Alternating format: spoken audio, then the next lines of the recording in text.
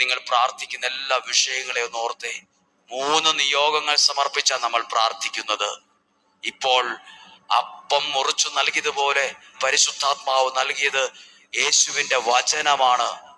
ആ വചനം സ്വീകരിച്ച് നിങ്ങൾ പ്രാർത്ഥിച്ച വിഷയത്തിനകത്ത് നിങ്ങൾ കാണാൻ പോകുന്നത്, തിരിച്ചറിയാൻ പോകുന്നത് ഒരത്ഭുതമായിരിക്കും, ഒരടയാളമായിരിക്കും, ഒരു സൗഖ്യമായിരിക്കും, ഒരു നന്മ വെളിപ്പെടുന്നതായിരിക്കും. അങ്ങനെയെങ്കിൽ നിങ്ങളൊന്ന് പ്രാർത്ഥിച്ച് ആ നിയോഗം എഴുതിയ ആ പേപ്പർ 3 നിയോഗം ഒന്ന് കരങ്ങളിലേക്ക് എടുത്തു പിടിക്കാം.